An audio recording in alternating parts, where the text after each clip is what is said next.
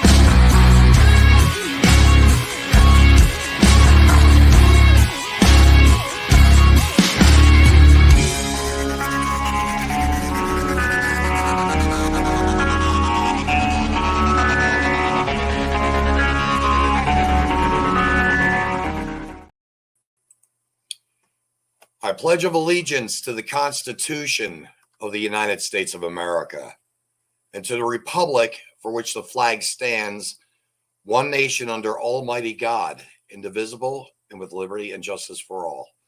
As always, folks, I try to tell you that we have a quote, and found this just minutes ago, literally. It's a double-edged quote, as such as our life is. It's a very double-edged situation. Hey, Sally, how are you? That would be Sally from the Paramystic, by the way. The quote is this: in 3 words, I can sum up everything I've learned about life. It goes on. Robert Frost. Again, in 3 words, I can sum up everything I've learned about life. It goes on. You know, we live in a very strange world. And I'm going to say, if anyone has any ideas, please comment on this individual. But this is a guy that's looking for a username. This is our young people in our country. Not all of them, but just someone to, well, have a peek at. So if you've got a name for this guy, please consider it. You know, earlier this week, I sent this out, breaking news that the 49ers have received 3 mail-in touchdowns late last night. They are now the Super Bowl champions. And folks, I sent that out because I wanted to share that with you because it's kind of the light side of. And now the other side. It's very tragic, but today we had a shooting about 12 o'clock in the afternoon, 1 o'clock in the afternoon. There were shots fired near the Chiefs Super Bowl parade. 10 people were injured, several from trampling. 3 are in critical condition, and 1 young man, I believe, is dead. This is where our country is at, folks. We can't seem to be a civilized civil society. But, you know, we have things going on around us and in all aspects. And here we go. The education system is in this nation is garbage. Julie, thank you for being here, because you know what? I think that's about time for me to ask my guest to come on. Heath, would you please come on up? How are you? Good evening, sir. Very well. How about yourself? Well, with what we just saw for the news today, you and I discussed this briefly, as well as our producer, Dave, in the background. Your thoughts? I'm not surprised. It's tragic. It always is. It's senseless. There's no need for it. Life's, a life was ended today. Lives are going to be changed forever. And at the end of the day, there was no reason for it. No. People behaving poorly. And I think I mentioned to you, I said 20 years. It's actually been about 25. And the reason why I say now 25 and I change it. Hey, Gerald, how you doing? I think it's because of the Columbine shooting was a big first mass shooting in the schools, if I'm not mistaken, wasn't it? I think Columbine was the first school, yes. That was the first stepping stone to a school shooting. And as far as mass shootings before that, I have to tell you, I'm not so sure we had too many. I think we had a handful. A father and son. Malcolm was the son, I believe. But, you know, the thing is, within the past 25 years, the dynamics of our lives have changed so very much. And personally, myself, being in a position that I wish I could be at the moment to run for governor, the third thing on my list of things is the educational system. So, Heath, is it okay if we play this audio first? Absolutely. Folks, you're going to listen to Heath Gilbert speaking with the superintendent, Matt Robinson, and then basically in a discussion about the academics of the Cameron High School. Here we go. Thank you, Dave. The other day. Mm-hmm. She is a junior, right, and she is working the concession stand at the middle school. Okay. And basketball game, volleyball game, I don't remember. Yeah.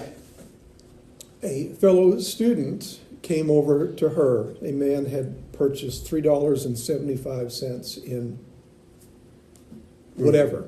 Oh, yeah. Gave her $4.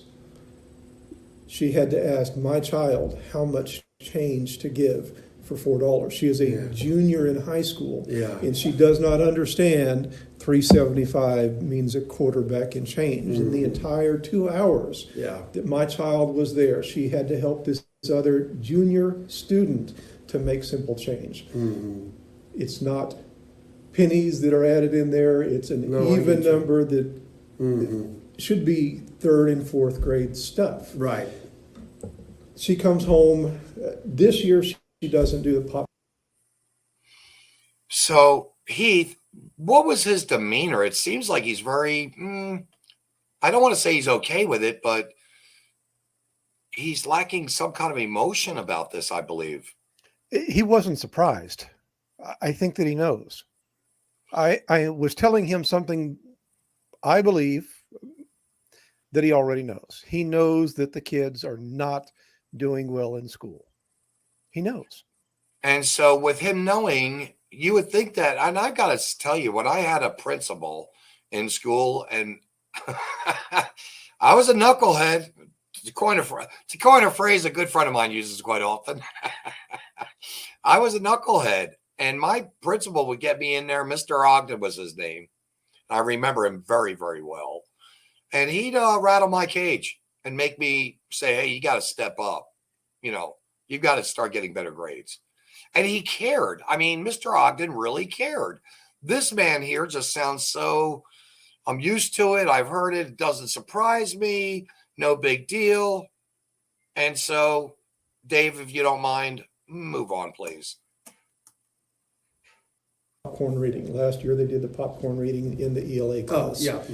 You know what popcorn reading? I do. Okay. She would come home and say, Dad, it is torturous to listen to it because they can't read. And it is the majority of the class that cannot read. Simple words that they should know at 6th and 7th grade. As a sophomore, they don't know. Yeah. And reading is the fundamental building block of any education. If you cannot read, you're not going to get an education. I wouldn't disagree with that one bit. So, yeah. So he's agreeing with you there, correct? Yeah, he is. He understands that reading is very important for anybody that's going to have an education. If you cannot read, you are not going to succeed in getting an education. You have to be able to read. Oh, wow. All right, Dave. I'm not blaming you. I'm not blaming the district. I believe that this started with the No Child Left Behind nonsense. Now, see, that to me was like you gave him a good reason for what's happening. And you're about ready to basically say, if I'm not mistaken, you'll be speaking in terms of leave no child behind. So continue, Dave. I'm sorry. Hey, before he I'm starts, can I possibly explain what the popcorn reading is? So the popcorn reading, the teacher picks a student in the class, and they all have the same thing that they're reading from. And the student that the teacher picks starts reading and will do either a paragraph or a few sentences. And at the end of that, whatever the teacher sets, say a paragraph, the student picks another student in the class. That student picks up where the first one left off. So everybody in the class gets an opportunity to read aloud from whatever the assigned reading is. So my child is sitting in the classroom, is hearing these kids trying to read stuff that we believe they should have been reading in 6th and 7th and 8th grade. As sophomores in high school, they're struggling with words. How is that possible? Anyway, I don't understand it. Yeah, well, the thing is this, when you listen to, when your daughter, for instance, listens to some of these children that are reading in her class, I don't know if you've seen it. I'm sure you have. I know we've both have seen it, but also it reflects in our social skills because a lot of these children are not able to socially communicate effectively. which is why a lot of times you hear the F-bombs and all the other profanities, Yes. you know, Yeah. to There's a replace fair bit of words that. that they want to try and use, correct? Yes. Yeah. And it's just, I think, them being rebellious too. They're getting to nearly be an adult, and they want a taste of adulthood, and who knows? Yeah. All right. Let's edit. know if it was that, because I think actually the reading changed probably before that. It changed sometime in the 90s when we looked at how we were teaching reading, and we went away from how we taught reading, and we kind of got away from phonics, and we kind of got away from some of the other pieces. And now when you hear us talk about the science of reading, I wanted to stop there because he's talking about the phonics or the phonetics, correct? Yes. Again, it's the enunciation and the pronunciation of words that these kids are not being structurally detailed to learn, so they can have that dialogue. I think that's really crucial, personally. The phonetics not being taught is happening right now in the Cameron School District. So there's a parent, I'm not going to name the parent. We both know this parent. Their child was struggling at the grade level in the Cameron school. And when they dug into the lessons that are being taught, the kids are not taught to sound out a word because they don't know phonetically what the words sound like. So unless they have heard the word at the same time that they're seeing the word, the kids are not able to figure out what that word is. So if they sit down with a new word they've never seen before, they can't sound out the word to figure it out on their own. They need somebody to tell them what each word is. They have to memorize what the word is and how to say it. They can't sound it out. Whatever happened to I think it used to be one word, 3 syllables, correct? It's not taught. It's not taught. It is not taught. So if that isn't being taught, and these children are not being able to decipher or look at a word and dissect it into those 3 syllables, that's where you got that mayhem of the kids. I think are angry. Personally, this is my opinion. I may be wrong, but I think the kids are a little angry even at themselves because they realize that they're not up to snuff with, say, the kid next to them in classroom, which is why the bullying starts and the pecking system starts, because I think the kids are actually pretty tired of this stuff as well. Vincent, I don't know the truth of that. I can only speak for my child. From what I hear, the kids largely are all about equal. So there's a few that stand out and can read well and do well, but everybody else, they're doing about the same. So that, I'm assuming, is their normal. They believe that's normal. They believe that is how people function because that's what they've been taught. Unbelievable. Unbelievable. It's or what they, there you go, how they've been taught or what they have not been taught, which they should have been. And they don't know what they've not been taught. Correct. Yeah. See, I look at it like this, knowing that I had anger, and I'm going to say it like this. I had anger issues as a kid, as if I don't now as an adult. But seriously speaking, I would imagine it's got to be very, very, very frustrating to some of those children. It has to be. And then not to have it where the kid could go home and maybe have that dialogue with mom or dad. Again, it may be a split family. There may be other factors or facets of their life that are not, that just aren't prim and I want to say, use the phrase prim and proper. Some kids know how to use the word please, thank you, no sir, yes ma'am, so on and so forth. Other kids, it's like a new language. They don't have a clue about that. I agree. So, all Vincent, right, David. Yes. Yeah, sorry. I'm not trying to run your show here, I promise. No, please. I would like to say that while we're talking about the school board here, The parents are supposed to be the first teacher. Parents today are not sending their kids to school prepared to continue to learn how to read. So while there is a problem in the school district is not the solely responsible party here. Parents are not stepping up to the plate either, and that's a part of our culture. My children learned to read before they went to school. Mom and dad were the first teacher in my home. Again, I'm working with assumptions here because I don't know every family, but these kids that are struggling in school that don't know how to read, I think that they're not getting their parents that's starting the process at home, because we have been conditioned and taught that it's up to the school to do it. The school will teach our children. And where and when that breakdown occurred, I don't know, but the school district is not solely responsible here. They know that it is bad, and they're not telling the public, and they're not doing anything that I can see to fix it. But yeah, we're all part of the problem here.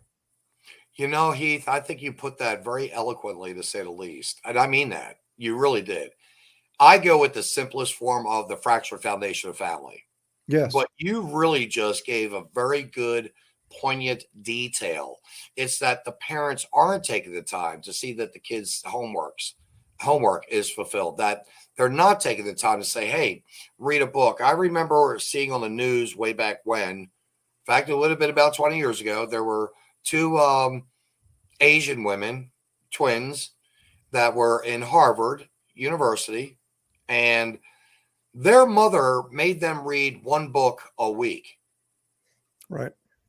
And then the mother would quiz them on that book, because that mother also read that book or knew of that book, or maybe she had the cliff notes. It doesn't matter. Mm-hmm. But she made sure that those girls both read that book, right? Yes. And what was amazing about it was she would reward them. So whatever they wanted for that weekend, maybe it was to go shopping, spend $100 on whatever. Maybe it was to go to a roller rink. Whatever it may have been, the child got their reward.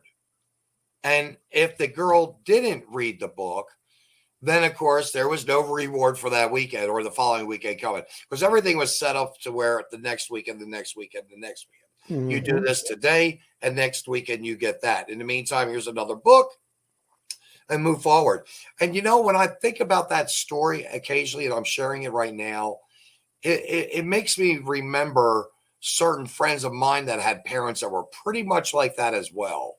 In other words, they made sure their kid, my classmates, some of them, I remember fathers in particular, two fathers, made sure his kids did their homework. They did not get out. They could not get out and play at the end of the day.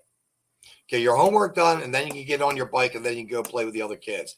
Well, by the time I get my homework done, we're going to have to be back in for dinner. That's a breaks, but you can go out afterwards for a little longer. So they all had their own way of rewarding their kids. But you're right. You said that so well. Again, we can't blame the teachers solely, and we can't blame as much as and you know how I feel about this individual, Matt Robinson. I like to put the burden of blame on him because, and again, just to, if nothing else, just to make that example, because we're going to talk about it later at the end of this recording. We're going to go into some very detailed stuff yet to come. So, Dave, if you want to hit it again, please. It's really what we were doing probably when you and I were taught reading, which I think is vastly improved to what we had. So I'll just say it that way. So what we had before. So I feel like we're now behind the eight ball trying to catch up with a lot of kids. Heath, he's saying it's vastly improved, and yet right now we're still behind the eight ball. And it's vastly improved from when you and I were younger.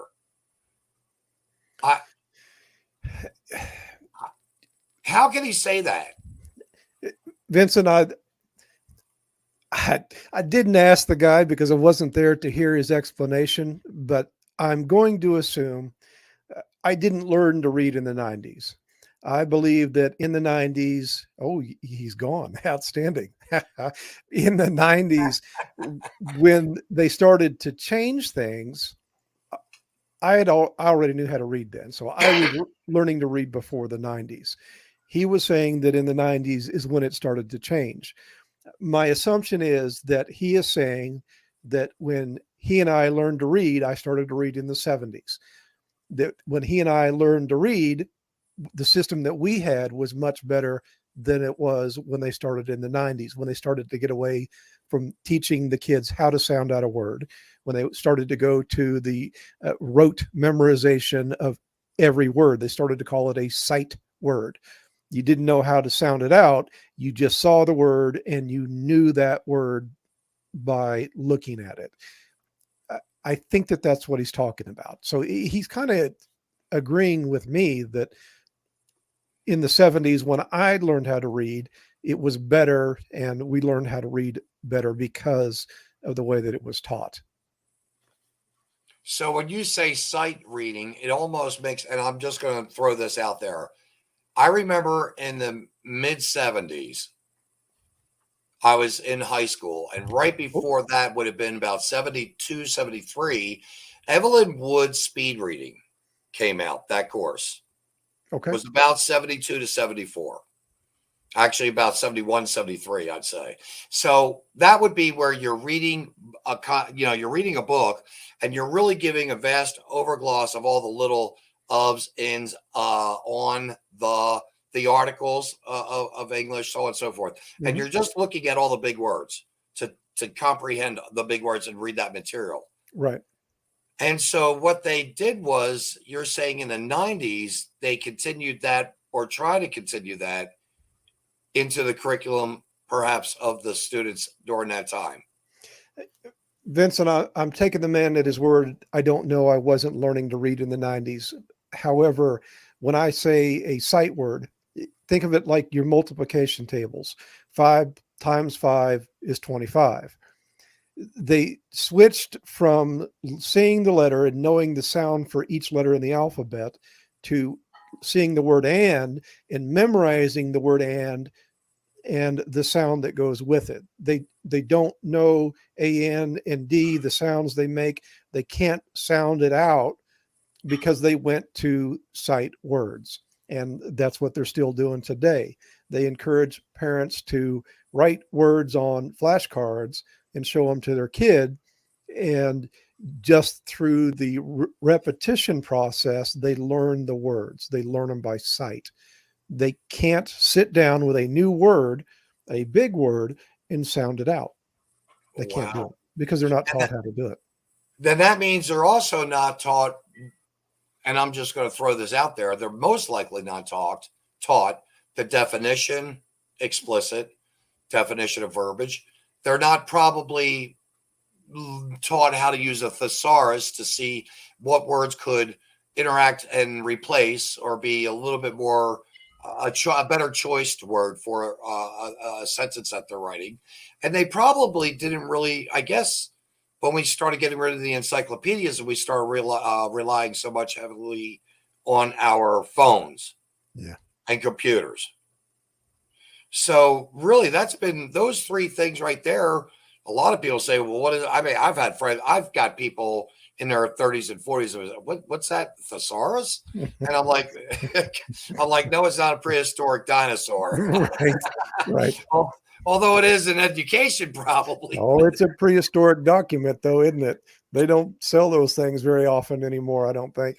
I don't think you can even find one. And I mean, I'm lucky. I've got one. But seriously, the thing is, they're the spelling bees. They used to have spelling bees. And a lot of people, use that word in a sentence type thing. They've even gone away from most of that too, I think. Vincent, I don't know the answer to that. Wow. I don't.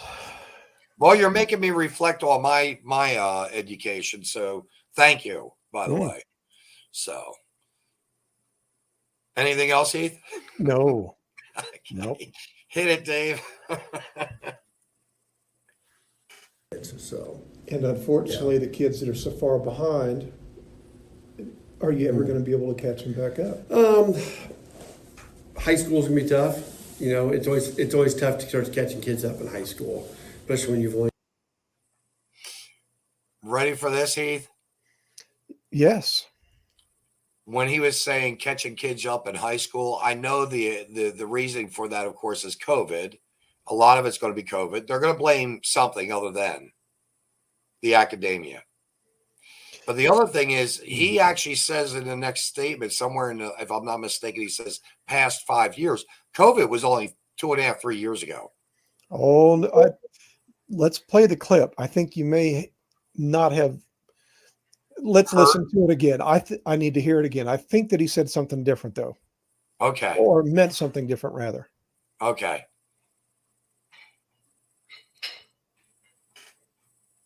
Fortunately, the kids that are so far behind, are you ever going to be able to catch them back up? High school's gonna be tough. You know, it's always tough to start catching kids up in high school, especially when you've only got a couple years left. And at that point in time, you know, really up to 5th grade, you're learning to read. You know, that's still a component of it. After 5th grade, you read. There it is. Okay. So, again, he's not here to speak for himself. I believe what he was saying is that kindergarten through 5th grade, you are learning how to read. And if by the end of the 5th grade, you don't know how to read, from that point forward, they're not teaching you how to read anymore. They're giving you the reading so that you can learn what it is that you need to know. So if you don't have an understanding of how to read by the 5th grade, the rest of your years in school are going to be a struggle, because they are not going to teach you in junior high and in high school how to read. You're supposed to learn how to do that in elementary. The reading that you're doing is so that you can learn from the book to advance your knowledge. So if you don't know how to read by the 5th grade, you're screwed. And you would think that they probably would either have programs, a tutor program, maybe. They do. And the tutoring that they do in the Cameron School and the credit recovery that they do, they need work. The credit recovery, and here's an example. If I were to fail algebra, pass one semester, fail the second semester, I need to do a credit recovery for one semester. I go to summer school in the Cameron High School to try to make up that credit that I'm missing because I failed it. They will have me do the work until I get to my grade to a 60%. And as soon as I have a passing grade, they say, congratulations, you're done, go home.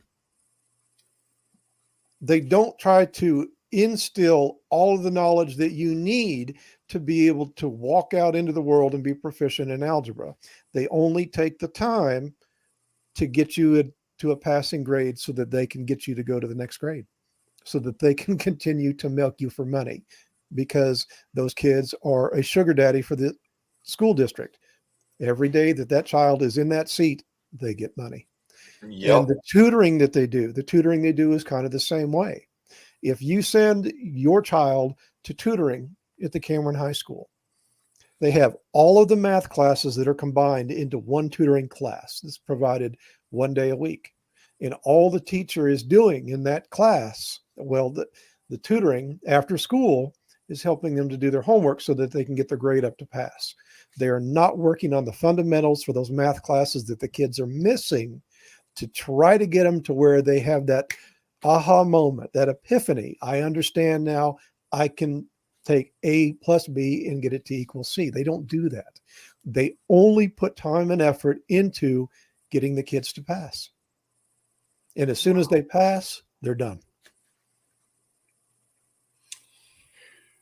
And their ultimate goal, of course, is to see these kids, and I'm just going to say it like this, to see these kids rushed through to stay on their grade level so they can at the 12th grade level say, yep, we had an X percentage of students that graduated, and look at the numbers we have, and we've been able to maintain. Yes. Okay. Okay. All right, David, please. To learn. And so, if you don't know how to read by that point in time, you're going to struggle. And you're going to struggle with learning how to do it fluently going forward. So, that's something, like I said, this year, well, even started last year,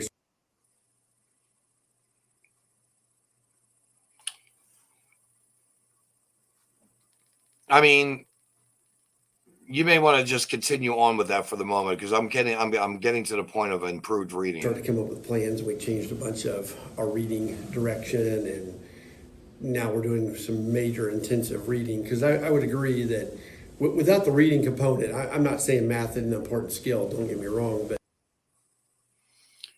What do you think about that? Tell me what you think, and then I'll respond. How about that? Well, to me, it's almost like it's an excuse, and it's not a very good, solid excuse. He's trying to make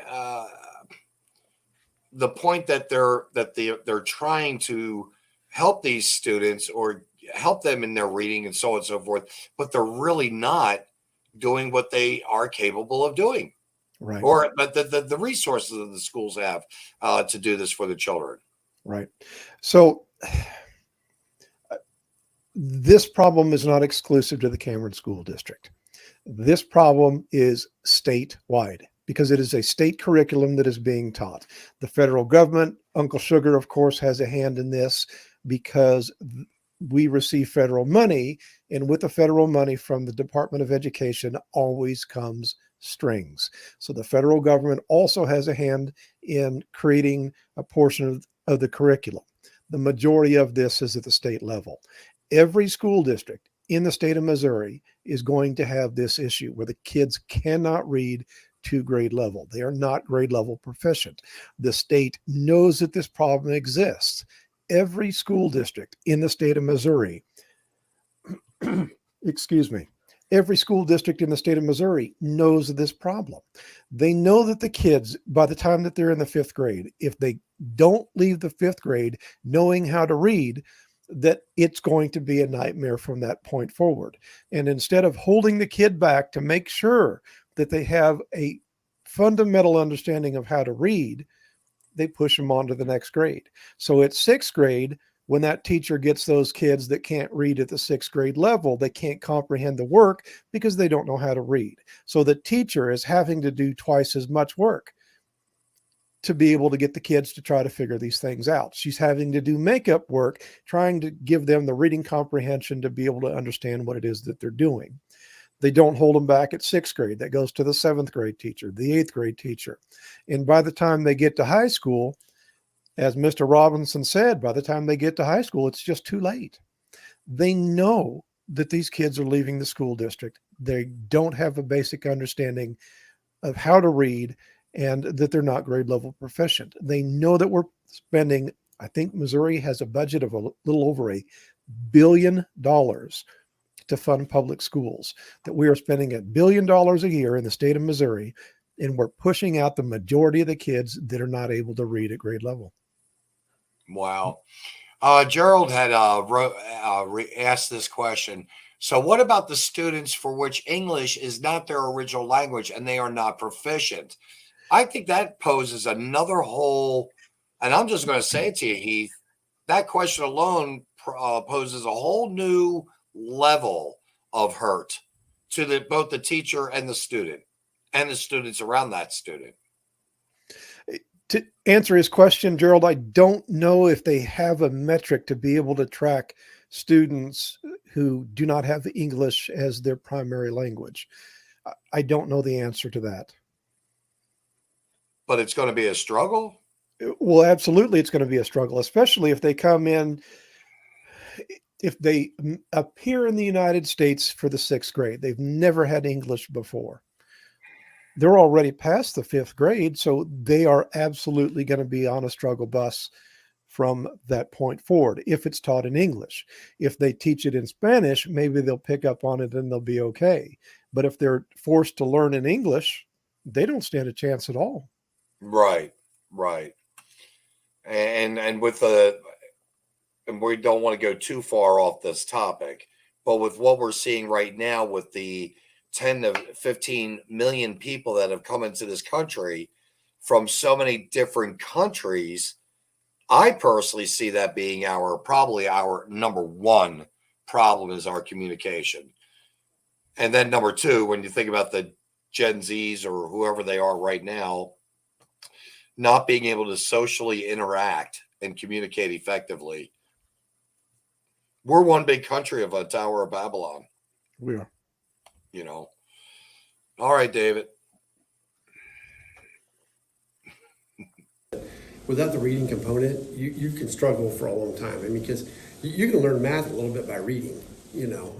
Yes. I mean, you definitely are going to learn a lot of your science. You're going to learn a lot of your social studies. You're going to learn a lot of your other things that aren't hands-on, you know, maybe in an art class or whatever. But you're going to learn so much from reading. I think I think we're going to turn the tide on that. It's not going to happen overnight. It's not going to happen overnight, and he thinks he's going to be able to turn the tide on that. I don't know how, because they're still not teaching kids how to sound out a word. And I think it was in the same meeting. I sat down with him for 45 minutes of what we just heard. And I told him that the kids in the grade school are not being taught how to sound out words. It was news to him. He did not know that the kids are not being taught how to sound out words. How can you learn to read if you don't know how to sound out a word? Right. Right. If you have an understanding of how to sound out a word, you can sit there with a book and struggle your way through it and get a comprehension of what you're reading. If you don't have somebody, if you don't understand how to do that, and you don't have somebody with you to tell you what that word is, you're never going to know what that word is. You're never going to get the full and complete meaning of what it is that you're reading. They still aren't teaching the kids how to read. Yes. Oh, when God is removed, it gives the devil more room to rule. And, you know, actually, that is a fundamental foundation, I believe, the Bible. There are so many stories in the Bible in and of itself that children were able to, let me rephrase that. I and many of my classmates were able to embrace Noah's Ark, Joseph's coat of many colors, David and Goliath, so on and so forth. And with those stories was the easement of read, because you're hearing the story, you're reading the story, but it all made a lot of sense. But like Julie mentioned, without God there altogether, you know, we're fighting, we're struggling, we're fighting a very big battle here with with the devil, in short. You know, and it will lead to division ethnically, education, and social interactions. Yep. Sure will. Yes, it does. Yes, it will. Yep. So, Heath, we want to go a little bit further, folks. You cannot believe what we're about ready to present yet. We may as well let Dave go with the PDF as he has it set up with us. Are you ready, Heath? Absolutely. Because this is all about you. Thank you, by the way, Heath. Again, thank you so very much. You're welcome. For everything that you've done, everything you're doing, and you're running for school board. I'll write in for school board. I sure am. So, you know, folks, this gentleman here, not only is he a personal friend of mine, and yes, maybe I am somewhat biased because of that, but the fact of the matter is he's walking his talk. And that is what more of us have to actually do, regardless of what it is. And he is walking his talk. He knows the policies better. I personally think, and Heath, I really do mean this. I think you know the policies better than the superintendent who's been there for 14 years. Some days I wonder.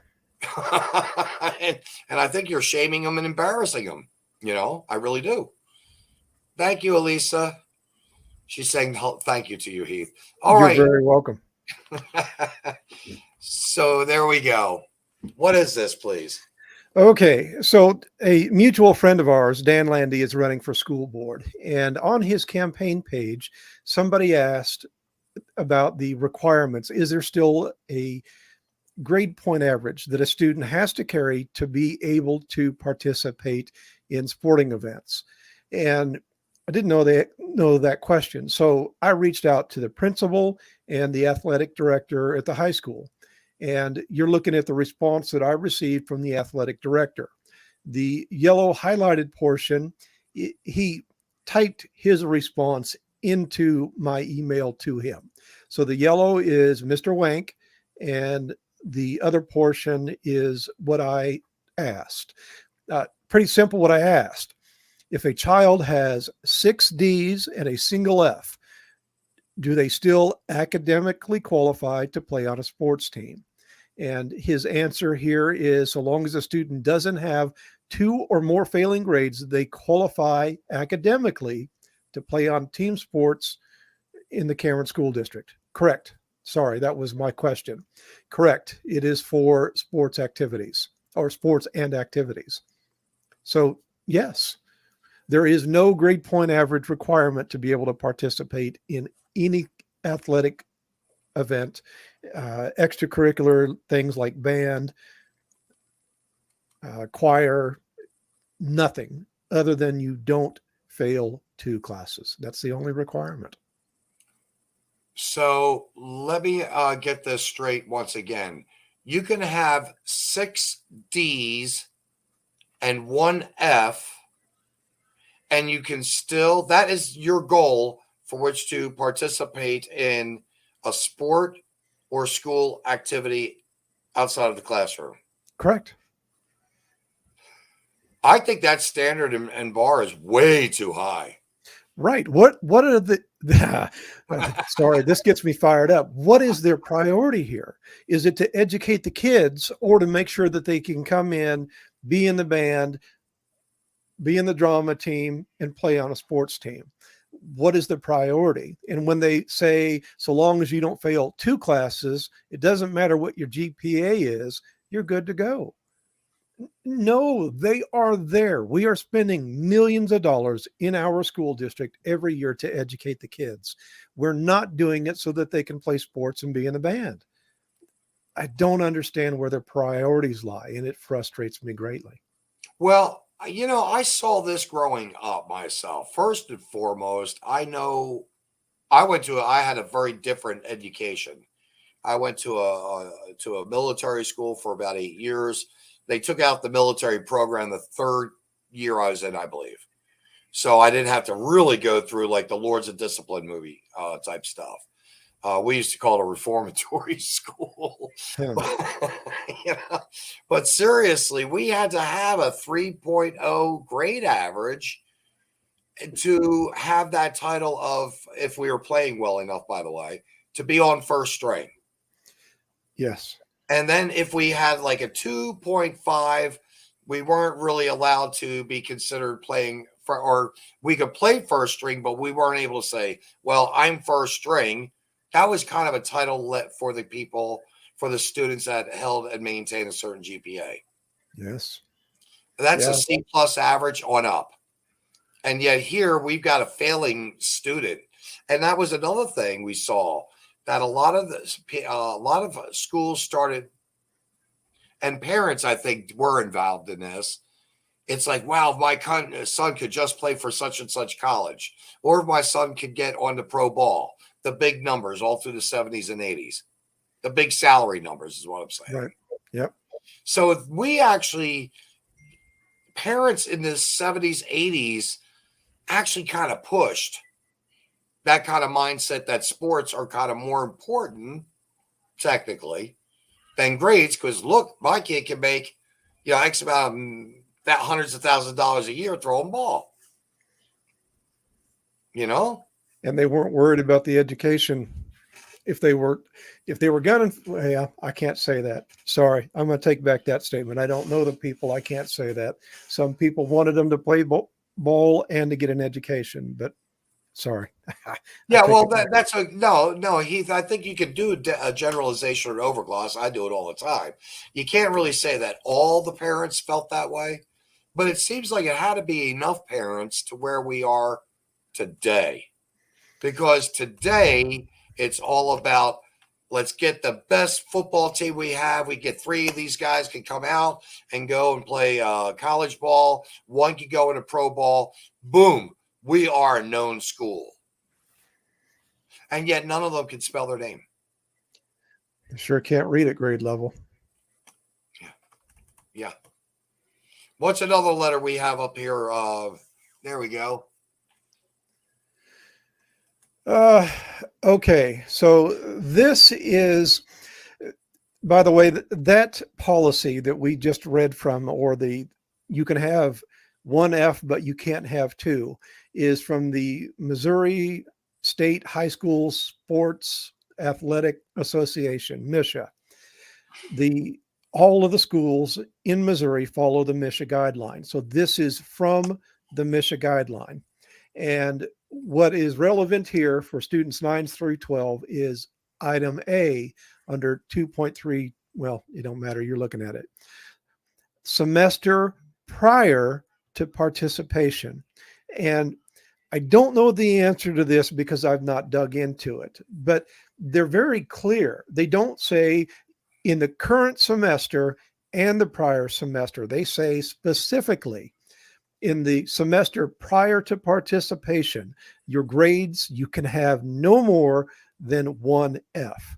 So my question and my concern here is, if football is big in Cameron, so let's say the football team, which is played during the first semester at school, if that child is failing all of his classes during the semester that they're playing football, according to this guideline, so long as he is at school every day, would not be disqualified from being able to play in that sport, because they are looking at the semester prior to when he would start to play on the football team. There's nothing in here that says the current semester while you're participating, you need to have only 1 F. So a kid could play football, fail all of his classes, and when football is over, can put his nose to the grindstone, can get his grades back up to where he's only passing 1 class and be eligible to play football again the next year. You and I both, you talked about it already. You had a GPA requirement to be able to play.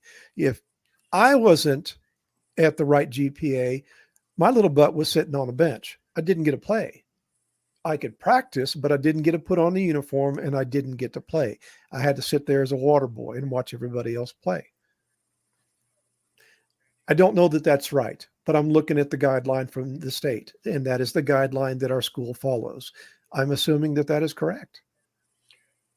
That's just, it seems to be always it just seems to me that it seems like the kids are usually always doing catch up. It seems like they don't have the self motivation.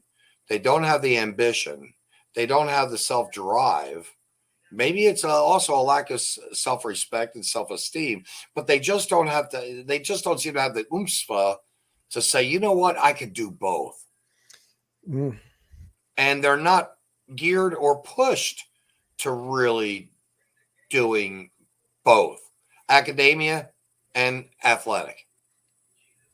It's like they're only being allowed to focus on one of the two. What is their priority? Truly, Correct. what is the priority?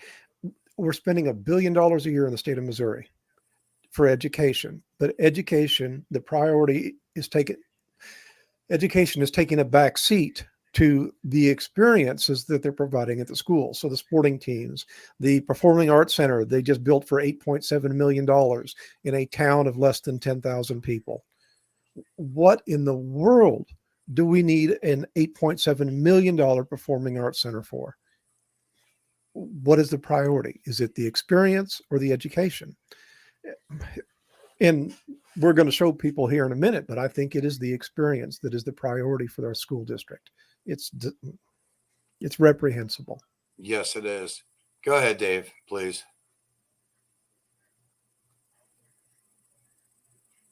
The attendance here. A participant must maintain a 90% attendance record. He or she must be in school for the entire day of the event or for practice or will be ineligible to participate in any school activity, field trips, extracurricular activity, events, etc., unless a compelling reason is approved by the principal or athletic director prior to the absence.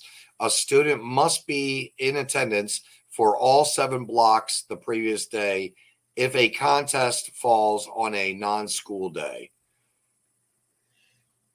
Rip that Okay. one a little bit. So the part that is interesting to me, you can have 1 F and 6 Ds, and it's okay for you to continue to play on the sports team.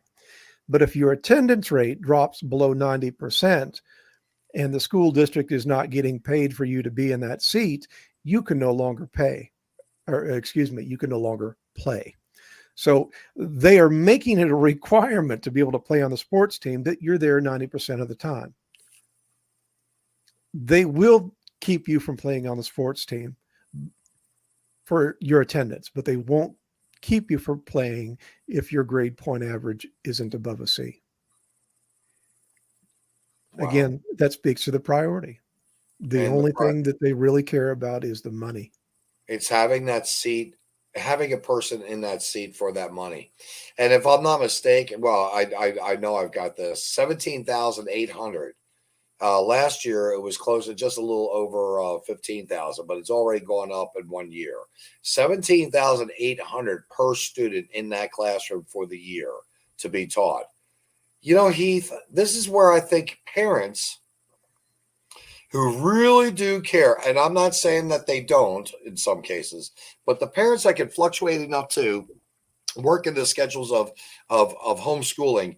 Again, I digress. I really do think that we could give those parents that money that as a tax rebate to homeschool their child, or to find that child, to give that monies to that family for them to maybe choose a private chartered school, a private school, some school other than. Because right now the public school is nothing but a money-making machine. Yes. And that's all they care about. Yes. And when you get a superintendent in this case here, and I'm sorry, folks, you listen to the audio. I really kind of wish we could play it all again, all from the beginning straight through. So you could just hear the tone, what I feel to be the tone of the superintendent. It's like he really doesn't care. I mean, he does. Kinda, but he doesn't. Because if he did, he'd have a little bit more fervor and saying, I don't want to do this. I want to. She is a junior, and she is working. Oh, I don't know what happened. I said I had wanted to earlier. That's okay, Dave. But no, he just doesn't have the fervor and the passion to say, by golly, I don't want us to just be good in football. I want our students to excel in academics. Yes. I don't know if you can hear it in my voice, Heath, but I'm frustrated. When you brought this to my attention, this was because of a question I had asked a few weeks, and at the close of this, when Heath leaves, I'm going to be explaining some more things that really get my ire. And I don't want Heath to be identified with what I'm going to tell you, by the way.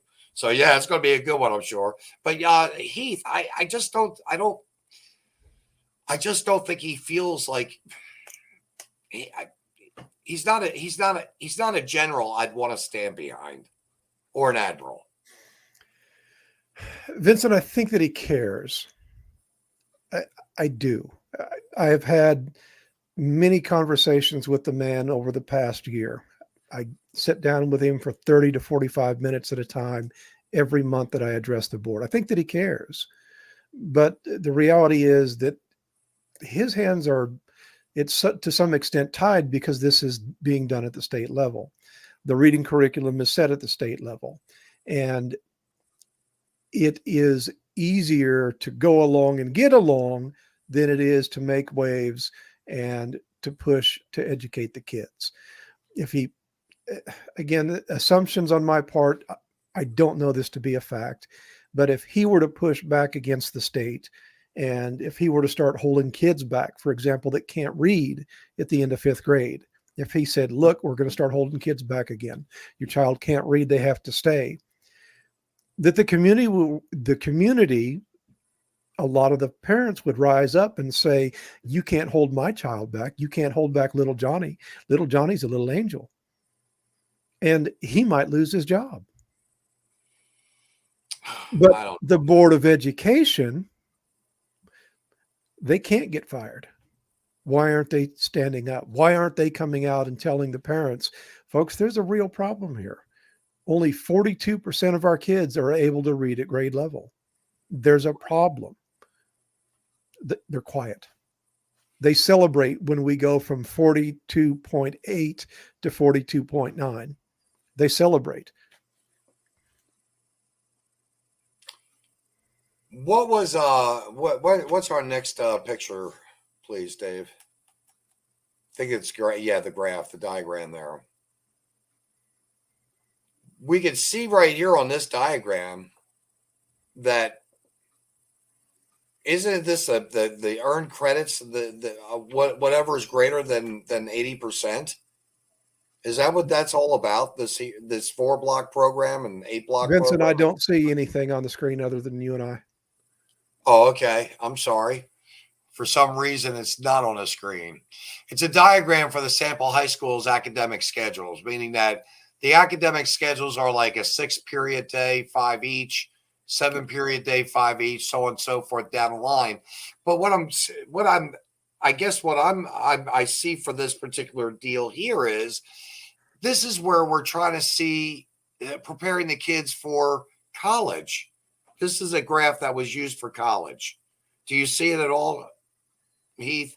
No, I don't. I know what you're talking about, though. That comes out of the MISHA guideline, and they have different rules on how many classes a child can fail based upon how many blocks the school has during the course of the day.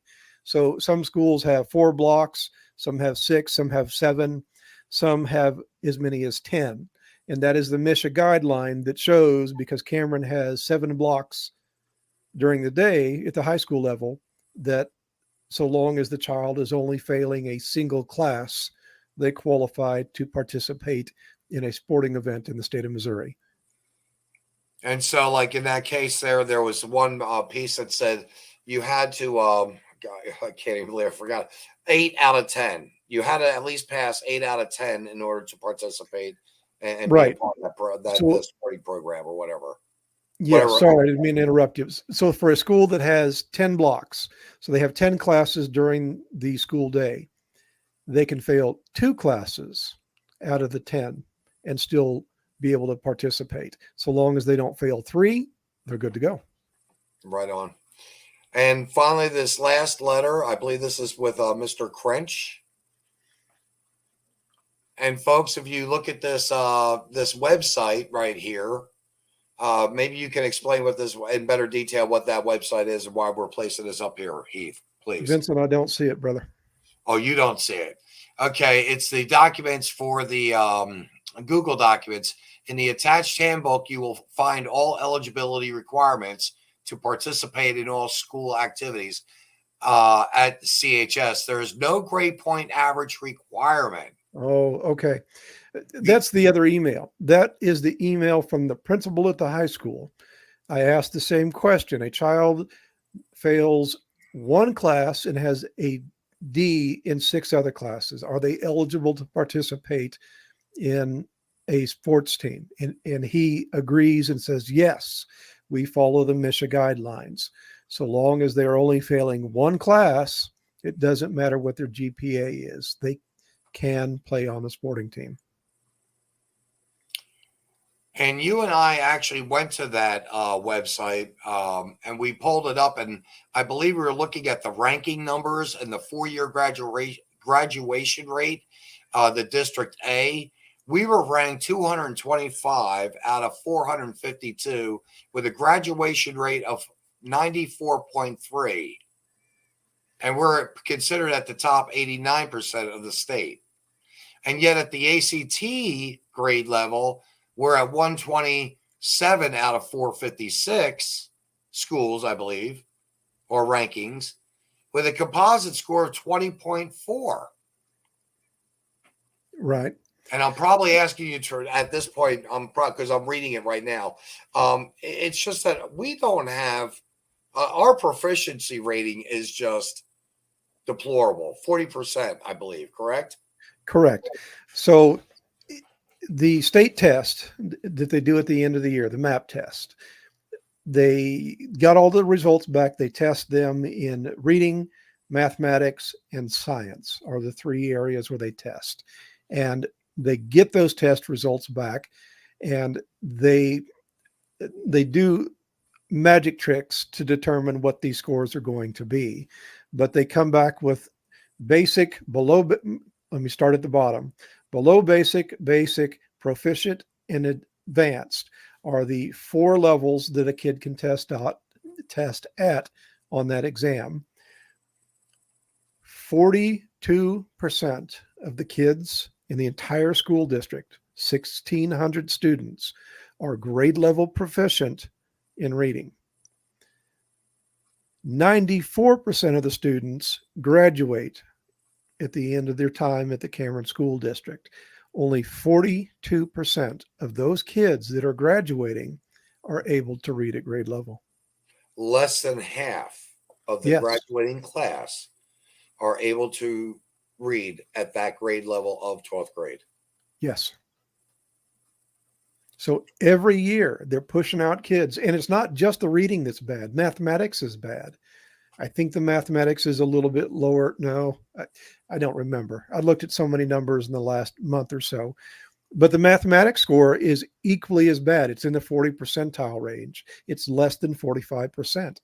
So the same group of kids, they're not grade level proficient in reading. They're not grade level proficient in math.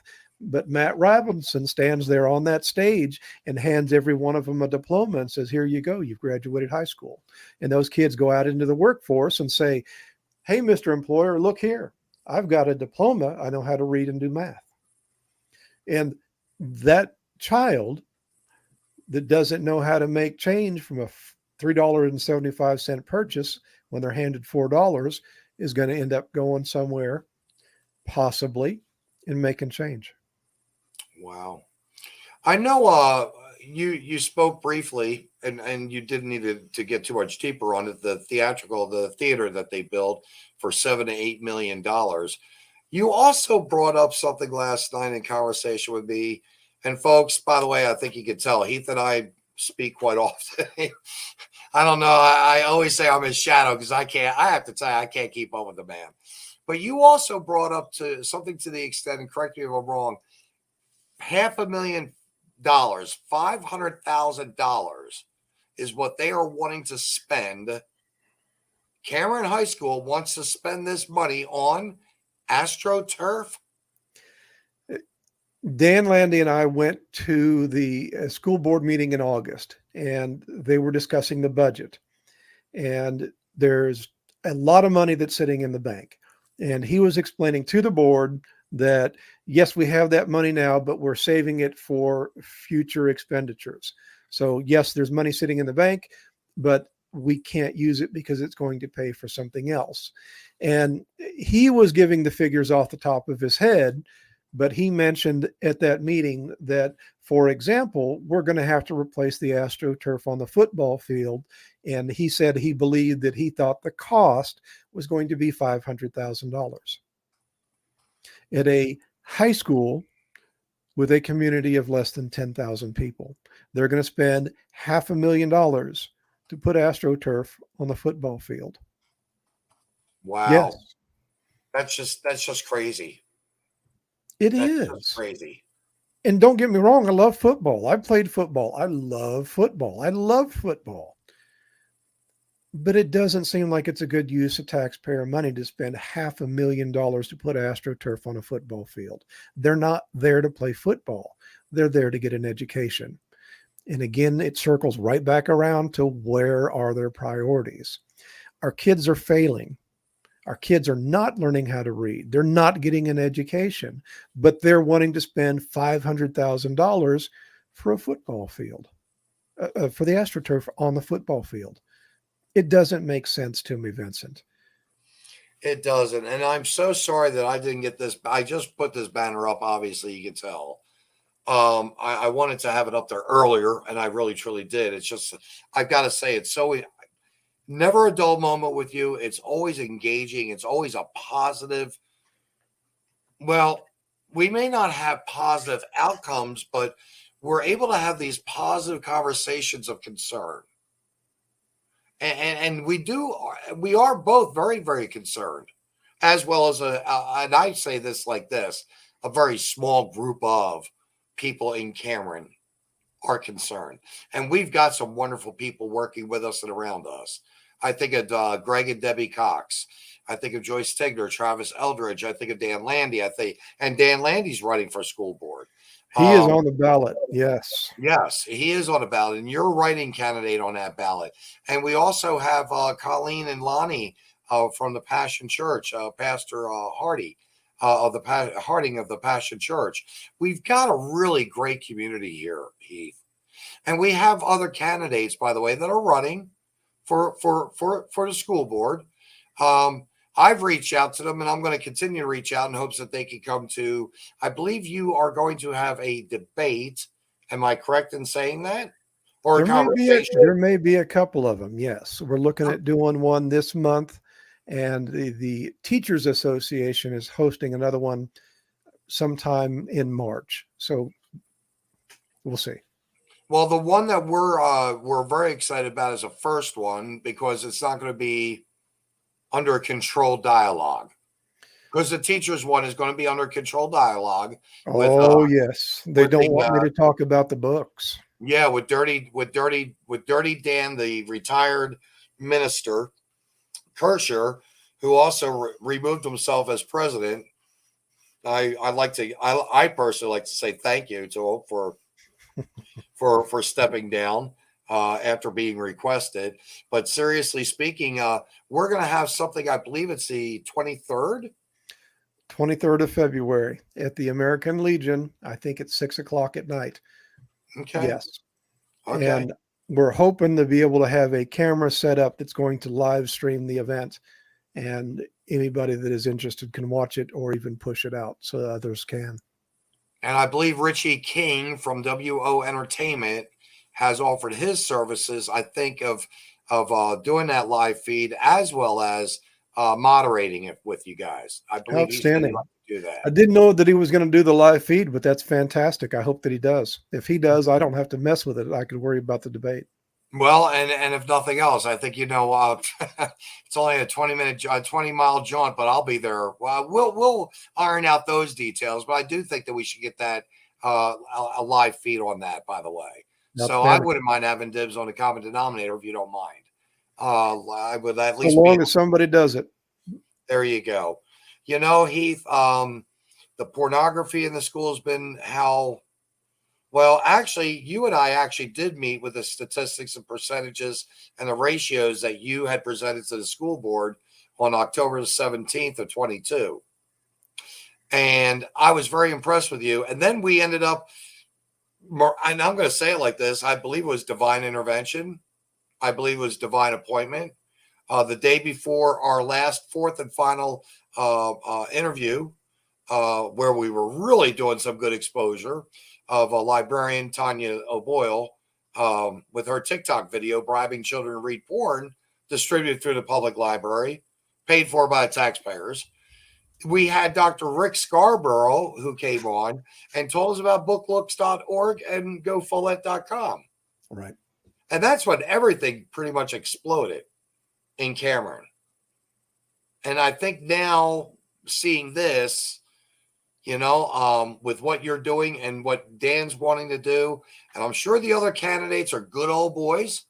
I can't remember their names, folks. I'm usually pretty good about that, but I'm just having a brain fart.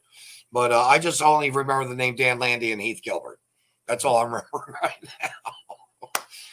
Best plug I could give you, Heath. I appreciate it. I want to thank you for taking your time coming here.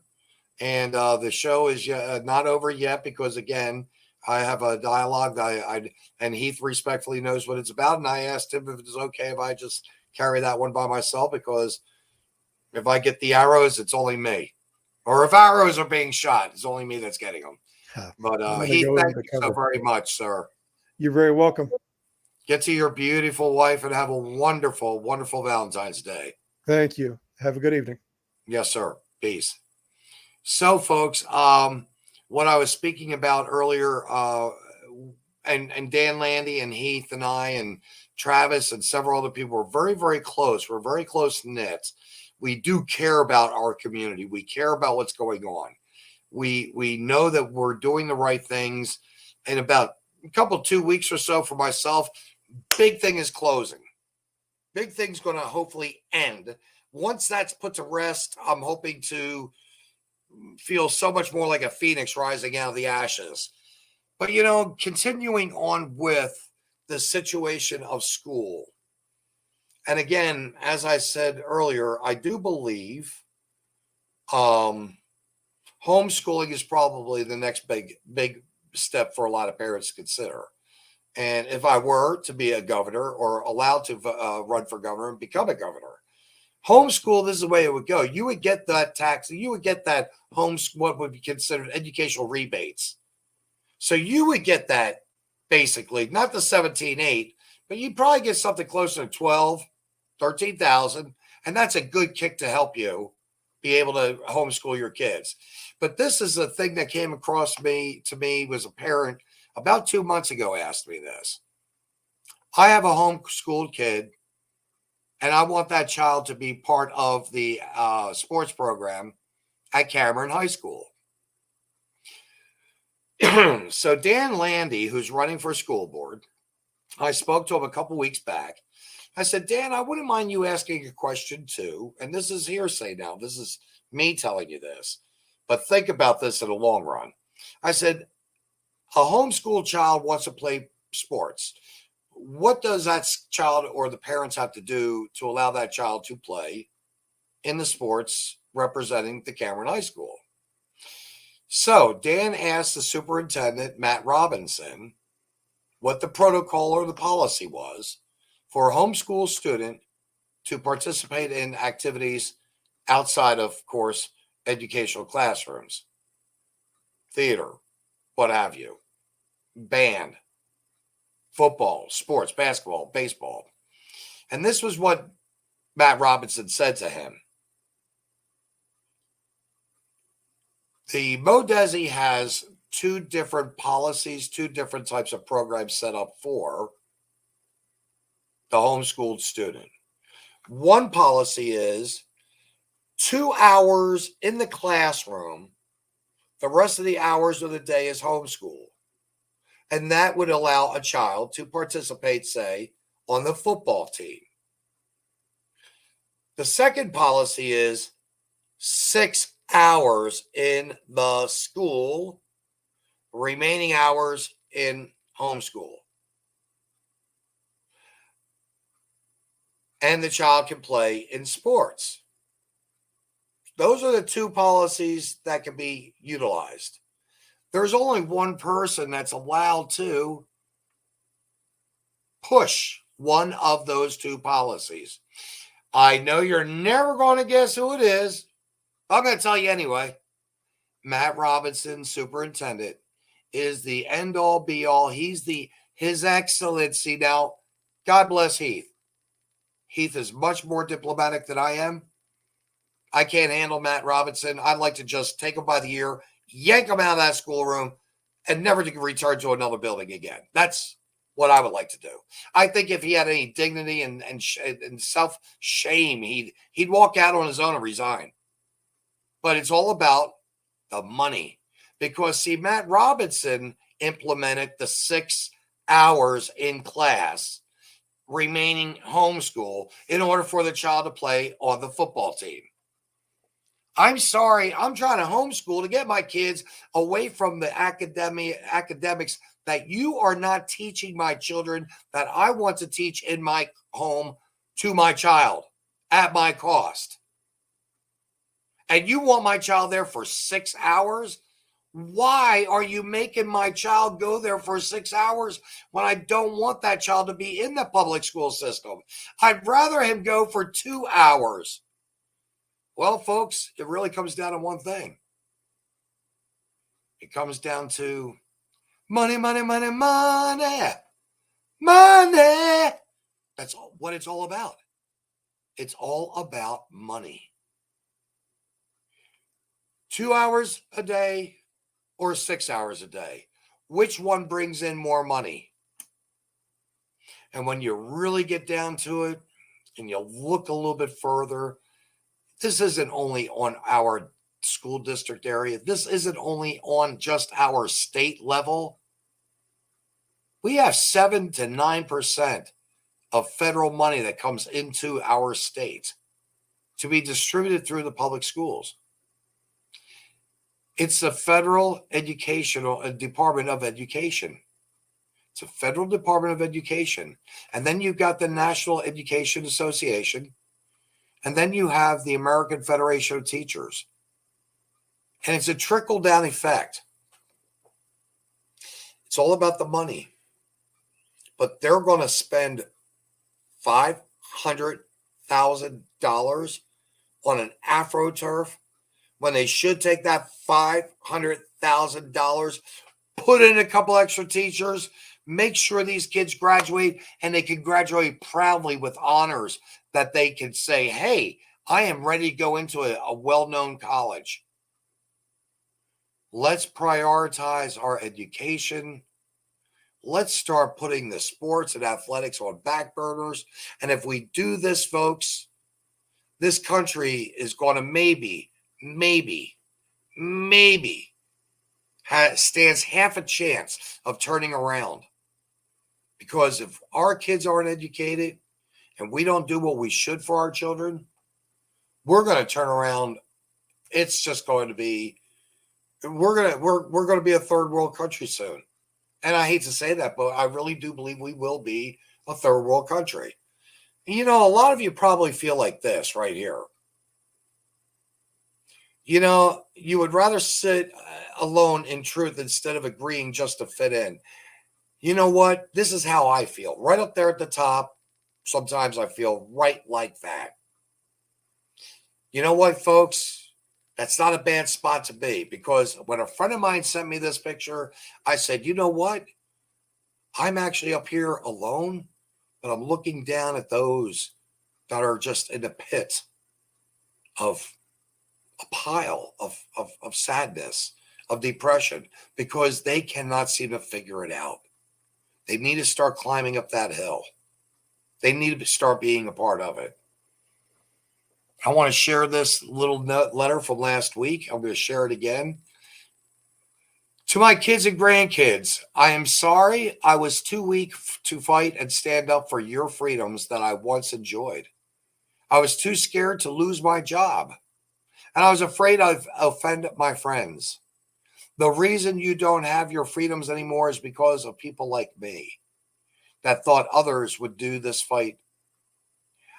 I did not stand with them. If you haven't stood up against this madness yet, y'all better get to memorizing this speech, because that's going to be your letter of regret. And as always, I like to do something a little bit different. So today is Valentine's Day. Elisa, love of my life, I just absolutely love you. I think you're a wonderful woman. You're my Valentine. I've got a whole bunch of Valentines. I think we all do. We've got a lot of people in our lives that we love and care for. But I'll tell you what, gentlemen, I've got something that you can share with your wives and girlfriends tonight. And it goes like this. Sung to Clementine. You're my darling, you're my sweetheart, I want you for my Valentine. You are precious, you are special, won't you please be my Valentine? I know. I better stick to just doing these shows and not singing. In the meantime, thank you. Love you all. Have a good night. I hope this show gets out and shared. And more than anything, I hope you got something out of it, because we really do need to make some final changes. We need to make some changes, because if we don't, we're doomed. Here we go, folks. Over and out. See you next week. Peace.